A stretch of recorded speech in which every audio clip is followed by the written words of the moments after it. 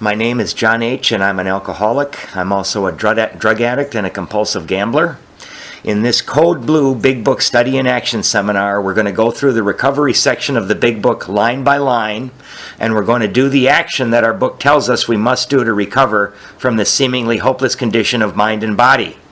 This is based on the Canadian method used by the Golden Slippers, but I also borrow a lot of information from the Joe and Charlie Big Book Weekend tapes, as I feel their interpretation carries so much depth and weight. Sometimes I use their material verbatim, so don't get angry at me. Sometimes they can say things a lot better than me. This action and study is designed so that you can follow along in a 4th edition Big Book. Have your pen and highlighter ready. I don't claim to be any kind of big book guru or top 10 spiritualist. I'm just a simple drunk who was almost dead from the disease when a group of my heroes, some recovered alcoholics, took me through the book 5 years ago and saved my life. There's also some paperwork that you can download. Hopefully I'll get that online as well. Some from Joe and Charlie and some from the Golden Slippers. Please forgive any mistakes, errors, or misquotes you may detect.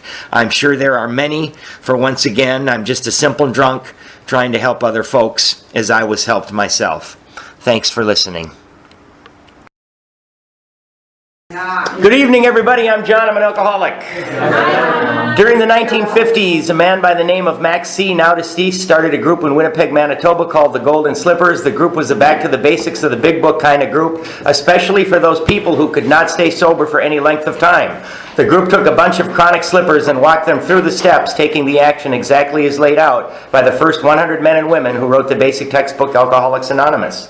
This is not your typical thanks for sharing kind of AA meeting, nor is it like any seminar. Participants are asked to do all 12 steps as laid out in our basic textbook. One or more of the people who have done this work before will be guides to lead you through the instructions in our basic textbook using a dictionary published at about the same time as the book Alcoholics Anonymous to help us better understand the directions as they were written by the first 100 men and women. We ask every participant to commit to the entire process. Though we read and study the AA Big Book, this group is not limited to members of AA. We who have participated in these groups before have come to understand that these sessions make us much better sponsors. We can now lead people through the steps exactly as given to us by those who have gone before, unfettered and unchanged. In addition to being a boot camp for sponsors, we also feel this is especially valuable to those who have been through some sort of treatment or rehab and have been, in effect, left off at step 3 or 5. Recovery requires that we do all 12 steps. We recover in AA by taking the steps, and if we don't take the action, as described in our basic textbook, we might not recover. These study and action sessions will guide you through the steps precisely as the first 100 men and women laid them down. These are back to the basic sessions, accepting the simple kit of spiritual tools that's been laid at our feet. Let's open with the set-aside prayer.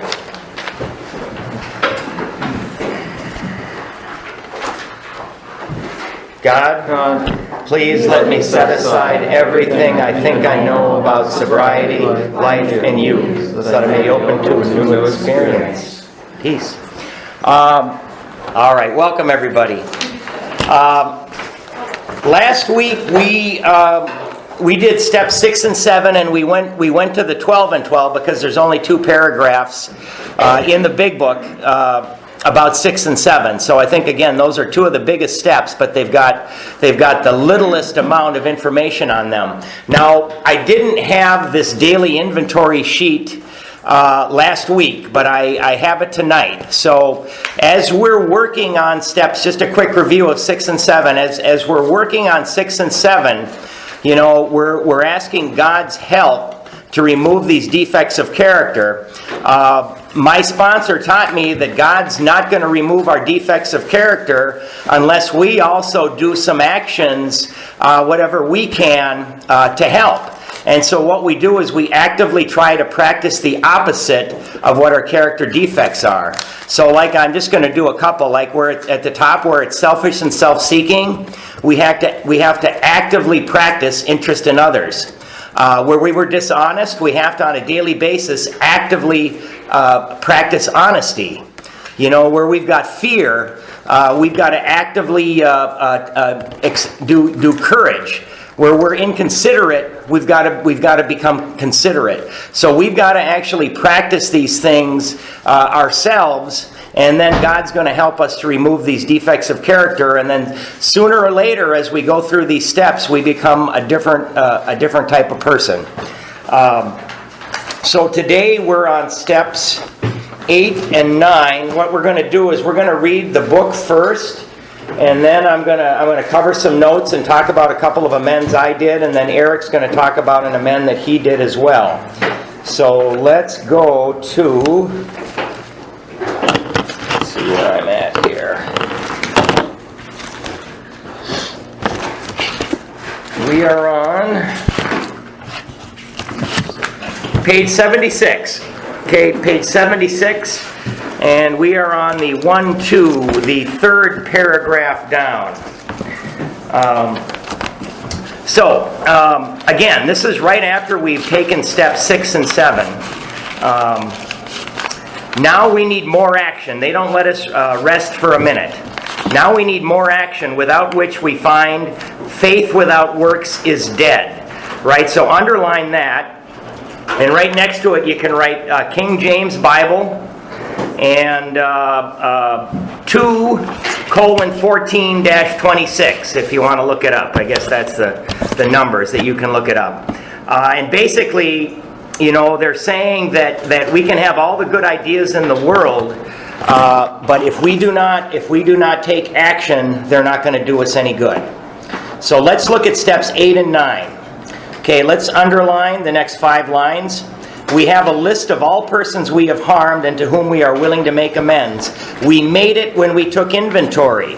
Okay, so right next to that, let's write step 4. Right? So again, that's why I don't want to throw away my 4th step, because I'm going to refer back to it again and again. Some people, you know, their resentment list, just about everybody who was on my resentment list on my 4th step made it onto my A step. Most of the people that I feared made it onto my A step list, and of course all of the people from my sex and harms list made it onto my 8th step list. That might not be true for everybody, but I recommend that we write all of these names down and then we talk to our sponsor and decide if we owe these people amends or not, because we want to be thorough. We subjected ourselves to a drastic self-appraisal. Again, that's step 4. Now we go out to our fellows and repair the damage done in the past. We attempt to sweep away the debris which has accumulated out of our effort to live on self-will and run the show ourselves. Let's underline that. Out of our effort to live on self-will and run the show ourselves. Keep highlighting to the end of the paragraph. If we haven't the will to do this, we ask until it comes. Remember, it was agreed at the beginning we would go to any length for victory over alcohol. Okay, so right next to that, what we just highlighted, we're going to write prayer. We're going to write prayer. Because continually, as we're working these steps, we're always asking for God's help, and we're always maintaining contact with our sponsor who's guiding us through. What'd you lose? Pen.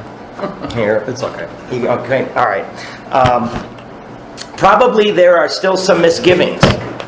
As we look over the list of business acquaintances and friends we have hurt, highlight, we may feel diffident about going to some of them on a spiritual basis. Just that little line.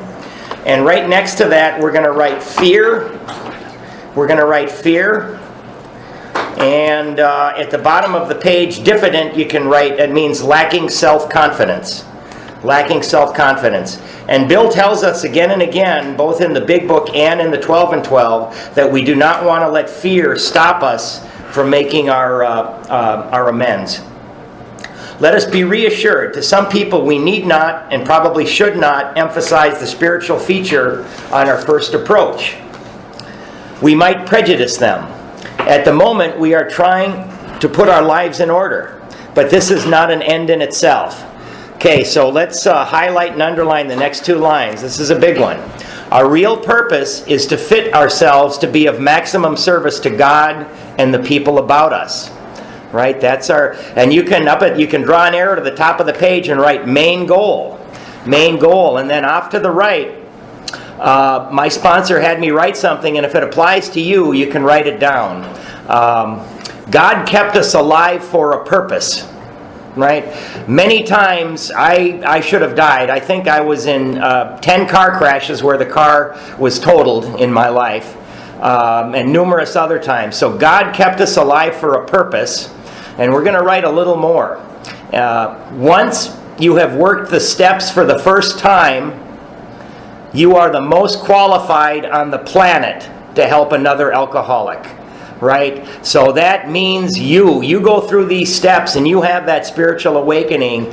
I was taught that you are the most qualified on the planet to help another alcoholic. You don't have to wait till you've got years sobriety. You can help them right now. Once you have worked the steps for the first time, you are the most qualified on the planet to help another alcoholic. God kept us alive for a purpose. Once you have worked the steps for the first time, you are the most qualified on the planet to help another alcoholic. Now remember, Ebby Thatcher went to Bill with 2 months sobriety. Bill ran around New York right after he got out of the hospital trying to help people, and he ran into Dr. Bob after 6 months. Dr. Bob and Bill went to the hospital when Dr. Bob had 10 days sobriety. They went to the hospital to 12-step Bill Dotson. So we don't have to wait. We want to go out and help people as soon as we can. Hey, John. Yep. I just got the DVD from a fellow person, and it's I Am Bill W. Oh, yeah. James Woods and James Garner. And That's- he won an Emmy for that. Has anyone seen that movie? I guess it's fantastic. Yeah, that's a good movie. Yep, that's absolutely, yep. I think that came out in the 90s. Very good. Yeah, I'm excited to watch. Yep. It is seldom wise to approach an individual who still smarts from our injustice to him and announce that we have gone religious.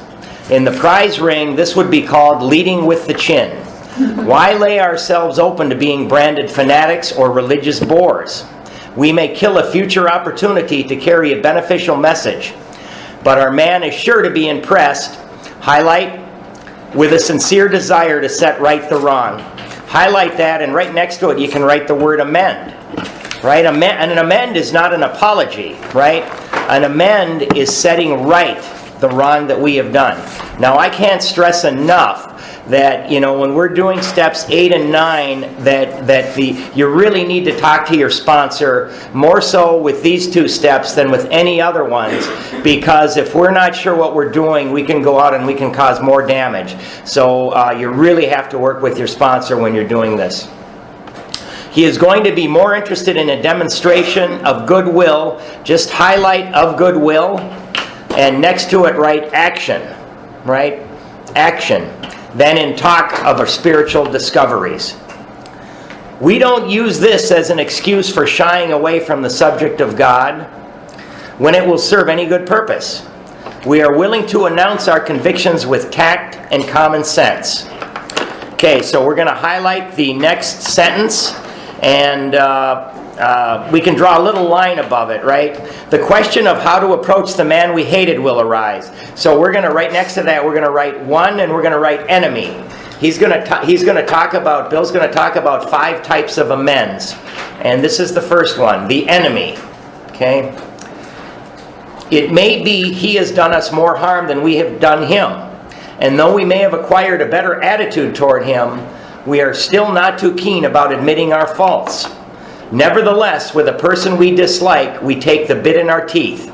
Okay, we're going to highlight to the end of the paragraph. It is harder to go to an enemy than to a friend, but we find it much more beneficial to us. We go to him in a helpful and forgiving spirit, confessing our former ill feeling and expressing our regret.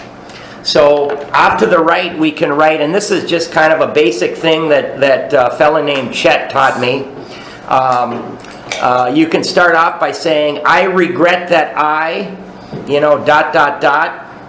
what can I do to make it better?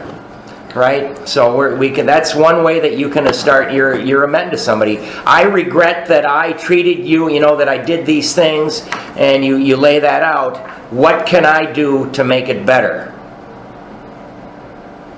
What was it again? I regret that I, so whatever you did, what can I do to make it better? I mean, you know, if you go to these people and you just don't know what the heck to say, some people gave me just a few things on how we could get started, and that's one of them. That's one of them, because we're gonna feel a little bit full. We're gonna feel fear. We're gonna be a little bit confused. So we kind of want to plan out a little bit of how we're going to start out what we're going to say. You know, again, it's telling us though that we cannot let fear stop us from doing this. This is after step 9 is where we get the promises. So again, we're going to highlight the next 4 lines. Under no condition do we criticize such a person or argue. Simply we tell him that we will never get over drinking until we have done our utmost to straighten out the past. Okay? So again, I mean, you know, the way we used to do things, we would always look at other people's faults because we were always the victim. Well, we're not going to do that anymore. We're not going to criticize. We're not going to, even if these people have harmed us, we're only going to be worried about what we did to that person because we're here to clean up our side of the street, as they say. Hey, John. Yeah. That kind of has a good aside to like I did the 4th and 5th, well, I did the 5th step yesterday, and my sponsor had a really good line regarding the victim card. Go ahead. And he said, you know, here's the thing, you can play the victim card all you want, but that's a coward's approach. And so if you want to be a coward, then be the victim. But if you want to take control, and if you want to be in control of your destiny and your future, then quit playing the victim card. Yeah, very good. Yeah, I mean, our whole life, it was always somebody else's fault, right? We could always blame them. You know, once we, like my friend Eric here says, once we take responsibility for the mess that we made, we can start to clean it up and we can start to have a better life.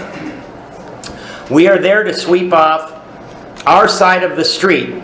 Realizing that nothing worthwhile. Okay, hold on a minute. At the bottom of the page, we've got another little thing we can do.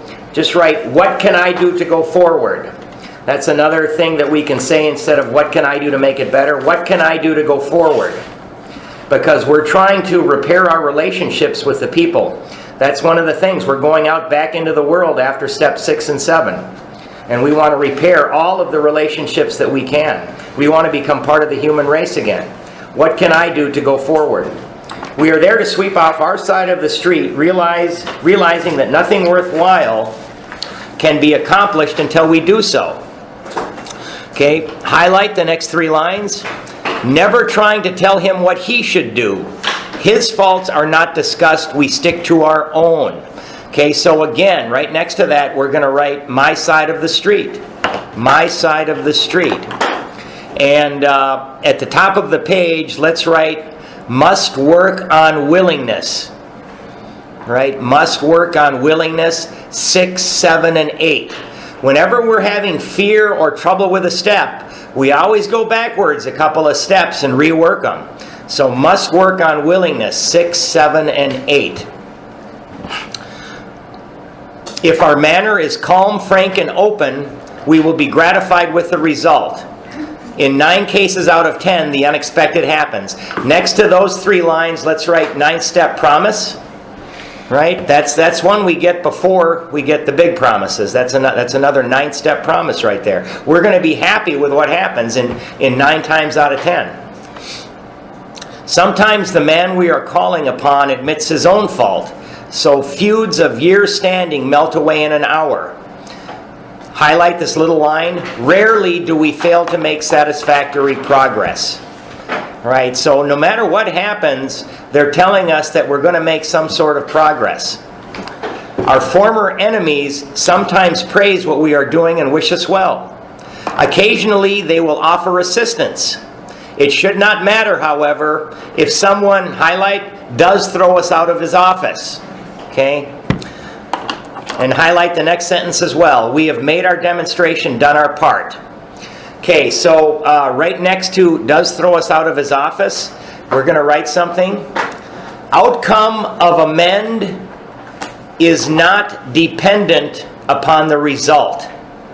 The outcome of the amend is not dependent upon the result. So even if somebody does say, I didn't like you when you were drinking and I don't like you now, get the hell out of here, right? Even if they tell us that, we're going to want to go back to them again and again and say, no, I've changed, you don't understand. But, we don't do that. We can't do that. We've done our part, and what we're doing here is we're going to get rid of our guilt, our shame, and our remorse. And as long as we've gone to this person with a frank and open manner, and we've offered to make an amend, to try to fix what we have done, it doesn't matter if he will not accept it. We've done our part, and we can cross that person off our list. Right? We don't have, and if we see that person on the street, we don't have to dodge, we don't have to run to the other side, because we've done our utmost to set right the wrong. So the outcome of the mend is not dependent upon the result. That's very important. We've done our part, it's water over the dam. Okay, so let's draw a little line from demonstration to the side of the page, and we're going to write creditor amend number 2. Creditor amend. This is the second one, the creditor. And I'll talk a little bit more about these when we're done reading. Most alcoholics owe money. Highlight that. Most alcoholics owe money. We do not dodge our creditors. Highlight those 2 little lines. Now, most alcoholics owe money. I think that's quite an understatement there. I know from me, when I sobered up, I owed everybody, and I know many of the people that I sponsor are not that well off financially, so it's quite common, and if you owe a lot of money, don't worry about it, right? You don't have to get it all paid off overnight. Most alcoholics owe money. We do not dodge our creditors. Telling them what we are trying to do, we make no bones about our drinking. They usually know it anyway, whether we think so or not. Nor are we afraid of disclosing our alcoholism on the theory it may cause financial harm. Okay, highlight the next 2 lines. Approached in this way, the most ruthless creditor will sometimes surprise us. Again, that's another little mini promise there. Arranging the best deal we can, we let these people know we are sorry. Our drinking has made us slow to pay. We must lose our fear, underlying fear of creditors, no matter how far we have to go. Highlight that, no matter how far we have to go, for we are liable to drink if we are afraid to face them. So that, they're telling us right here again. Remember, they told us in step 5 that 3 times they told us that if we don't take this step, we're probably going to drink again. They're telling us here that if we let fear get the best of us, that we're probably going to end up going back to drinking. So very important that we face these people. Okay, so now we're gonna draw another little line under afraid to face them to the end of the page, and we're gonna write type 3. You can write jailer, Jailor / criminal activity. Jailer / criminal activity. Oh, by the way, we've got to write something at the bottom of the page too. It's very important. Write creditor, and then a little arrow, and then write take care of family first. If there is any left, it goes to creditors, right? But I was taught that we must take care of our family first. So take care of family first. If there is any left, it goes to creditors, right? Excuse me. Yep. What it was 2, the number. The 2 was the creditor, and the type 3 is the jailer or the criminal activity. Okay. Yep, but we just wrote that at the bottom of the page because there's more room down there. So referring back to the creditor, we take care of family first. If there's any left, it goes to the creditors. Okay, so we've got type 3, we've got the jailer, criminal activity. Perhaps we have committed a criminal offense which might land us in jail if it were known to the authorities. We may be short in our accounts and unable to make good. We have already admitted this in confidence to another person. Right, so above you can write step 5 there. Right, we've already admitted that to God and another person, and then let's highlight. But we are sure we would be imprisoned or lose our job if it were known. Just highlight that little line there. Maybe it's only a petty offense, such as padding the expense account. Most of us have done that sort of thing. Maybe we are divorced and have remarried, but haven't kept up the alimony to number 1. She is indignant about it and has a warrant out for our arrest. That's a common form of trouble too. So we're gonna write another thing at the top of the page. This is another way we can approach somebody. And again, I got this from that same fella Chet. So we got 3 lines to write, and this is just something he told me you can use as kind of an outline when you go to talk to somebody. So let's write, must tell people we are in AA, parentheses, spiritual program, trying to do our best to get over drinking. Okay, and then we write, being drunk made me a less than desirable friend, son, employee. What can I do to make it better? Right? So, must tell people we are in AA, a spiritual program, trying to do my best to get over drinking. Being drunk made me a less than desirable friend, son, employee, ... What can I do to make it better? And again, there's no elaborate script. And this is something that, because we're going to feel a little bit afraid and whatnot, so we're going to cover this and maybe even practice with our sponsor before we go to these people. Must tell people we are in AA, a spiritual program, trying to do my best to get over drinking. Being drunk made me a less than desirable friend, son, employee, ... What can I do to make it better? And again, no absolute script, but these are just some ideas that were given to me that I can practice with. Hey, John? Yeah. What if you run into a situation where he did something that was criminal and, worried about jail, court, all that stuff? Can as a sponsor, can you be called by the court if they would say, since I know, would I have to be like a priest or anything like that? That's something that's above my pay grade, but I have had people tell me that some things they have told to their lawyer or their priest that they couldn't tell to the sponsor. I mean, I think the odds of that are rather slim, but I've had people say, yeah. I mean, I should say I've heard people on AA tapes say that they had to tell some things to lawyers. And we don't want anybody to run out and say, hey, here I am, put me in jail. We're always going to talk to our sponsor because, other people are involved. I mean, your family, you throw yourself in jail, you can't support your family. So this step, once again, is so important to talk with your sponsor. And if your sponsor doesn't know, there's so many people in AA, we're going to find somebody that has been in your situation. And that person that's been in your situation and has lived through it is going to be the one that you and your sponsor are going to get the correct advice for. And I mean, AA has so many people in it now, and I think, we all think that we're unique and we have situations that have never happened to anybody else, right? I'm unique, but that's not the case. So we can always usually find somebody who's lived through what we're living through and can give us really good advice. But again, I mean, when I read this, I had some stuff in my past and I was freaking out. I'm like, I don't want to go to jail, and my sponsor's like, relax, we're going to talk about it. So that's definitely, you really need to get advice from people who have walked this walk before. And like if one of my sponsees has a situation that I don't know about, I'm gonna ask my sponsor. I'm gonna ask people that I go to meetings with that I trust, and we're gonna get them a plan of action. I have a question as well. Yeah. These little scripts are helpful. The one you just said about I've been a less than desirable, friend, whatever. Yep. Do we need to be more specific about the type of wrong or harm? I would think so, yeah. I mean, these are just the fellow that helped me with this just said this is just something to get started. But you bet. I mean, once we say that, we're gonna say this is what I feel that I've done. I mean, we're going to lay it out, and and somewhere in there, I mean, is there anything else that you can think of that I've done that you want me to talk about, that you need me to make right? So we're going to always ask permission from the person. I mean, we're always going to ask for permission from the person, number one, to meet them, and number two, is there anything else that you think that I've missed,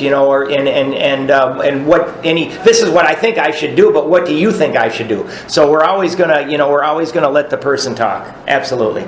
But yeah, we're going to lay it out to the best of our ability. But each one, I mean, that's why it's so important to cover all of these with the sponsor. And again, for me, everybody on my resentment list made it onto my A-step list. That's not the case with most people. But it was with me, and most of the people from my fear list, and of course all of the people from my sex and harms list. So, and again, we're going to talk about a few. Me and Eric are going to just talk about a couple of amends that we did when we're done here. She is indignant about it and has a warrant out for our arrest. That's a common form of trouble too. Although these reparations take innumerable forms, there are some general principles which we find guiding. Okay, we're going to highlight to the end of the paragraph. Reminding ourselves that we have decided to go to any lengths to find a spiritual experience, we ask that we be given strength and direction to do the right thing no matter what the personal consequences may be. We may lose our position or reputation or face jail, but we are willing, we have to, we must, circle must, not shrink at anything. And then we're going to go back, even though we highlighted that, we're going to go back and we're going to underline in addition, we ask that we be given strength and direction to do the right thing no matter what the personal consequences may be. Next to that, we're going to write 8th step prayer. That's an 8th step prayer. And again, we're doing all this because, our main purpose is to fit ourselves to be of maximum use to other people.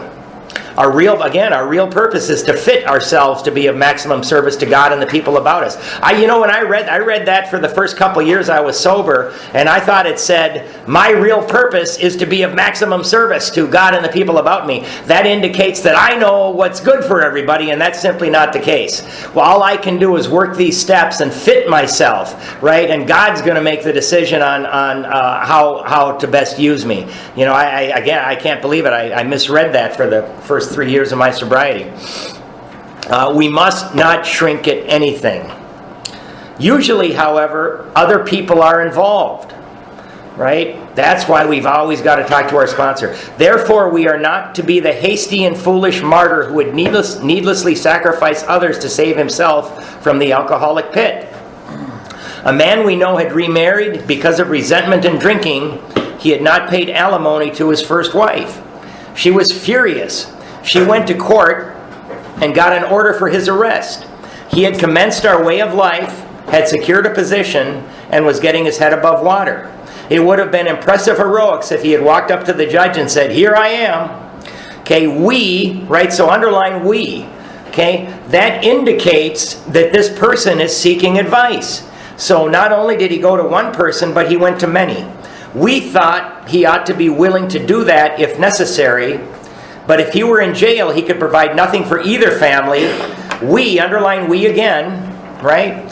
Getting advice from many people. We suggested he write his first wife admitting his faults, highlight and asking forgiveness. Highlight admitting his faults and asking forgiveness. He did, and then highlight the next, and also sent a small amount of money. Highlight that too.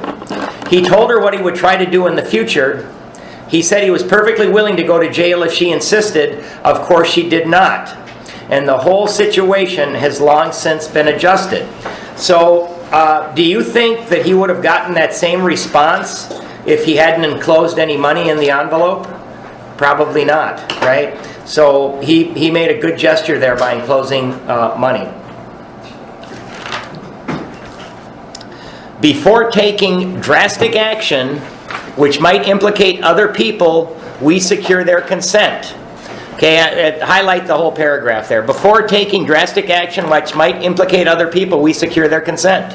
If we have obtained permission, have consulted with others, asked God to help, and the drastic step is indicated, we must, circle must, not shrink. And they're going to lay out an example for that. But let's say that, years ago, I was involved in a robbery, right? Let's say that I perpetrated that robbery with some other people, right? If I go to the authorities and say, "Hey man, look what I did," these other people might get arrested and thrown in jail, right? That's kind of an extreme case, but it's just an example of how we can harm other people, to save our own skin, so we'll feel better, right? And they're going to give us a good example as well. This brings to mind a story about one of our friends. While drinking, he accepted a sum of money from a bitterly hated business rival, giving him no receipt for it. He subsequently denied having received the money and used the incident as a basis for discrediting the man. He thus used his own wrongdoing as a means of destroying the reputation of another. In fact, his rival was ruined.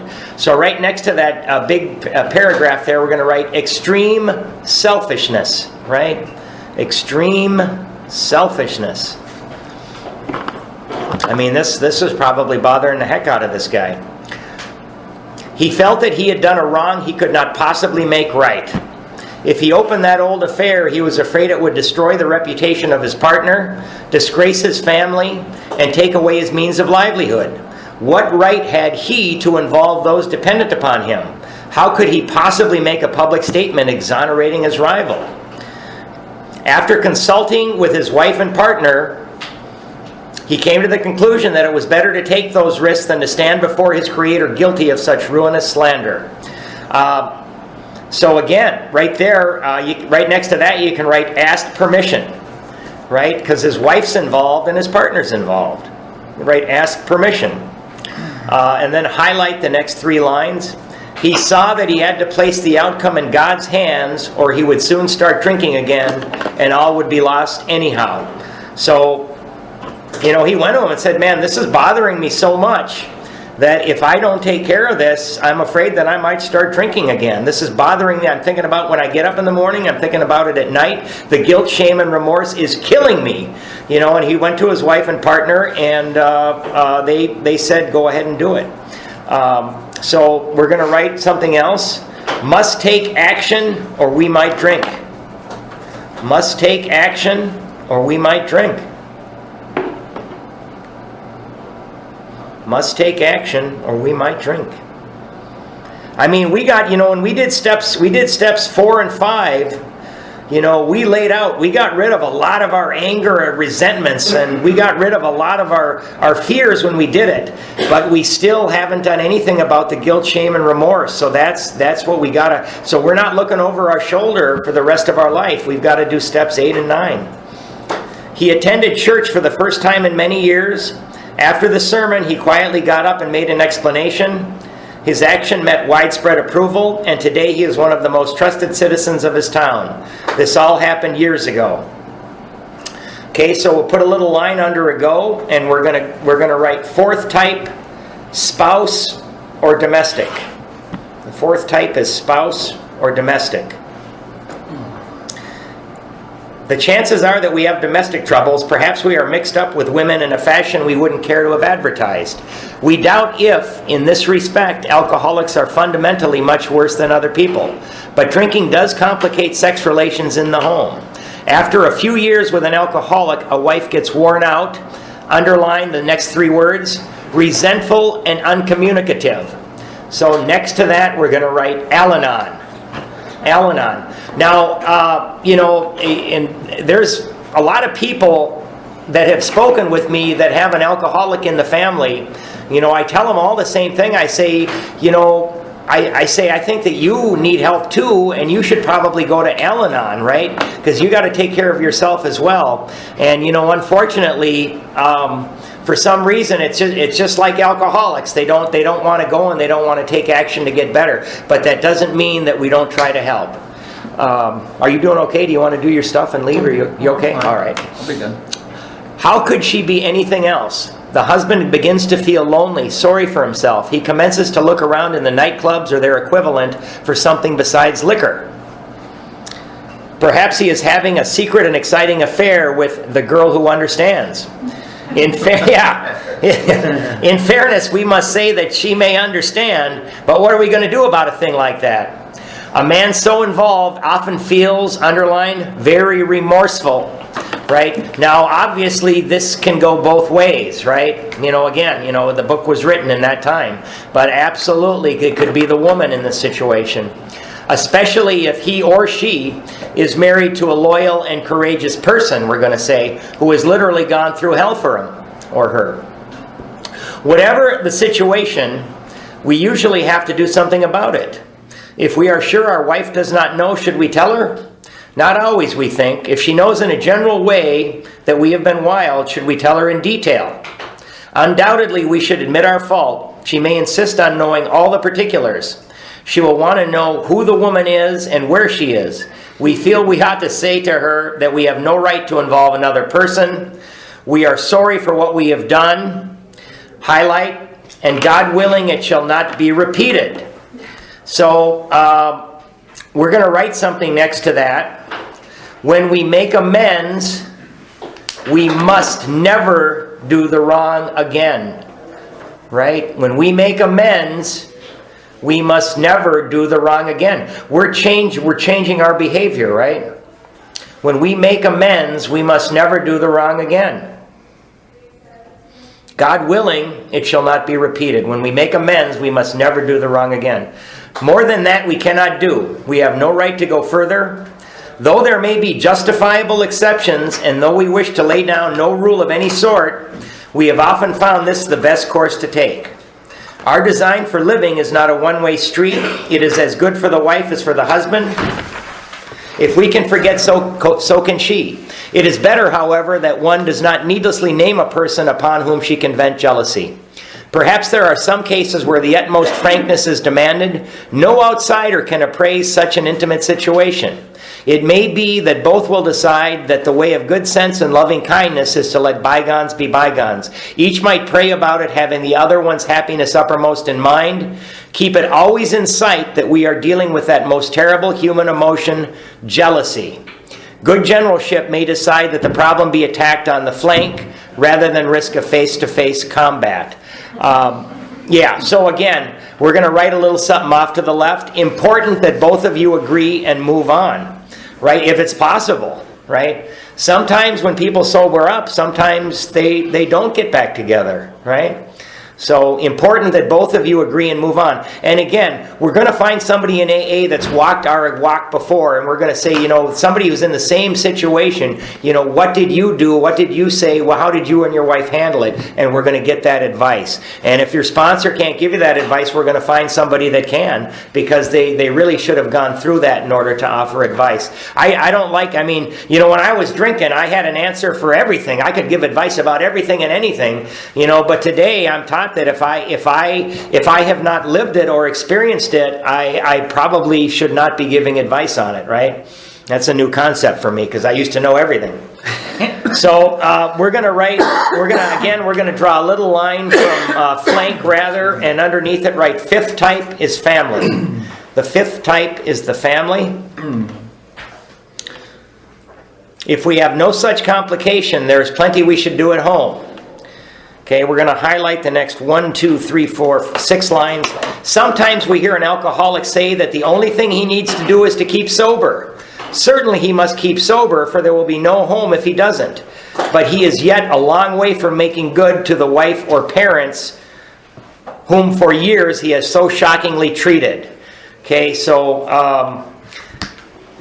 we're going to write at the bottom of the page, let's write make direct amends as well as living amends. Okay, make direct amends as well as living amends. And that's an idea of what a living amend is. And usually it's always your mom. It's always your mom. You just being sober is enough. Just stay sober, that's all I want, right? Or maybe your brother or your sister. But the book's telling us that we've got to make direct amends as well as living amends. Passing all understanding is the patience mothers and wives have had with alcoholics. Had this not been so, many of us would have no homes today, would perhaps be dead. Highlight the next 2 lines. The alcoholic is like a tornado roaring his way through the lives of others. So next to that, we're going to write, we hurt more than ourselves.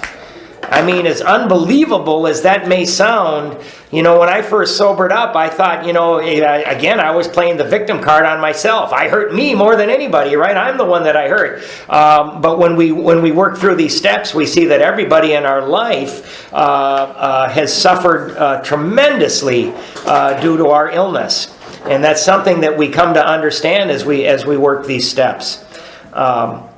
Hearts are broken, sweet relationships are dead, affections have been uprooted. Highlight the next 3 lines. Selfish and inconsiderate habits have kept the home in turmoil. We feel a man unthinking when he says that sobriety is enough. Right? So that's the bottom there again. Make direct amends as well as living amends. He is like the farmer who came up out of his cyclone cellar to find his home ruined. Right? So we got out of treatment, we work a few steps, we're starting to feel better. To his wife he remarked, "Don't see anything the matter here, Ma. Ain't it grand the wind stopped blowing?" But there's just, everything is just torn to heck, right? Yes, there is a long period of reconstruction ahead. We must take the lead. Highlight the next 4 lines. A remorseful mumbling that we are sorry won't fit the bill at all. We ought to sit down with the family and frankly analyze the past as we now see it, being very careful not to criticize them. So next to that, again, we're going to write, never criticize or insult. Never, because again, we're looking at our actions, what we did, right? We're not looking at other people. Their defects may be glaring, right? They may be glaring, but the chances are that our own actions are partly responsible. Highlight to the end of the paragraph. So we clean house with the family, asking each morning in meditation that our Creator show us the way of patience, tolerance, kindliness, and love. Right next to that, we're going to write 9th step prayer. 9th step prayer. And I kind of, I got, when we get to step 11, I got that on the sheets that I'm going to hand out. That's one of those things that I pray every morning. That's one of the things I say, please show me the way of patience, tolerance, kindness, and love every morning. And in most days I fail miserably, but I do ask for help like that. Highlight the next line. The spiritual life is not a theory. We have to live it.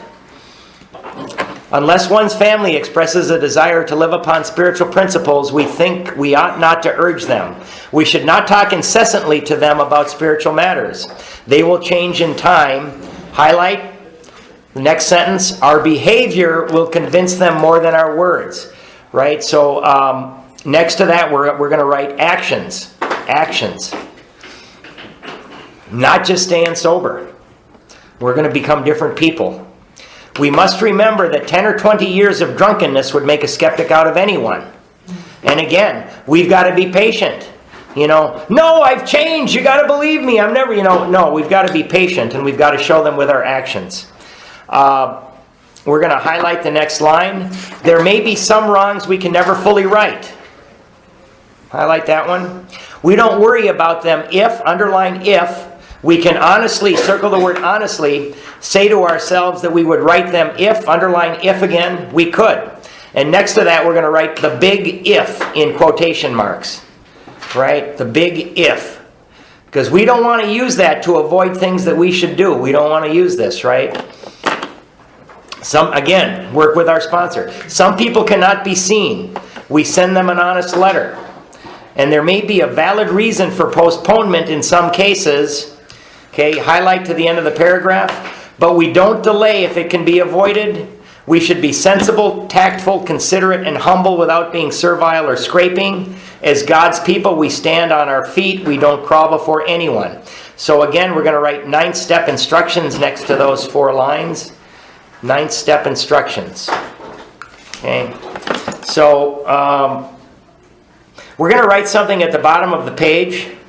Now this is for people that have gone through these steps already, so when you're reading it, because this is true in my life, I want you to write, are there any amends we can make right now that we haven't done?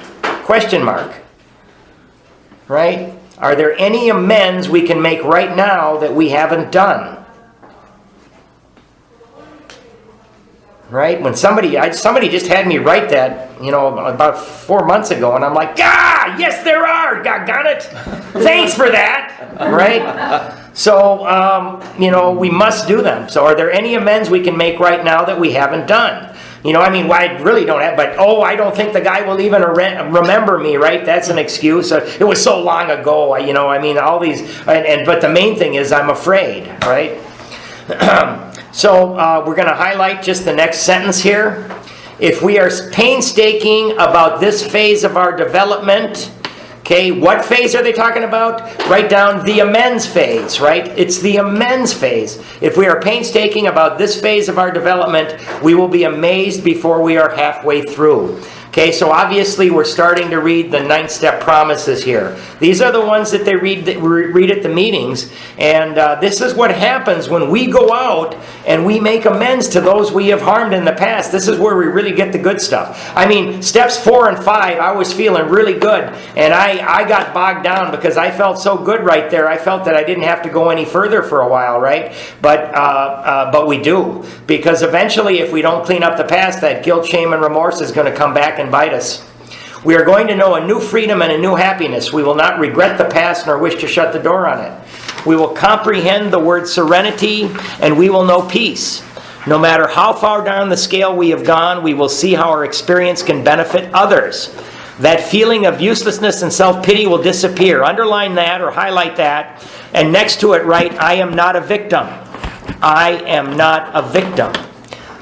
We will lose interest in selfish things and gain interest in our fellows. Underline, self-seeking will slip away, and next to that write, helping others. Helping others. Our whole attitude and outlook upon life will change. Fear of people and of economic insecurity will leave us. We will intuitively know how to handle situations which used to baffle us. Underline the last 2 lines. We will suddenly realize that God is doing for us what we could not do for ourselves. And we're going to write next to that, pray and trust in God. Pray and trust in God. Are these extravagant promises? We think not. They are being fulfilled among us, sometimes quickly, sometimes slowly. They will always materialize if we work for them. Right? The sometimes quickly might be considered a spiritual experience. The sometimes slowly may be a spiritual awakening. But they will always materialize if we work for them. We're going to write something else at the top of the page. We're going to write selfish. Selfish equals I want what I want. Selfish equals I want what I want.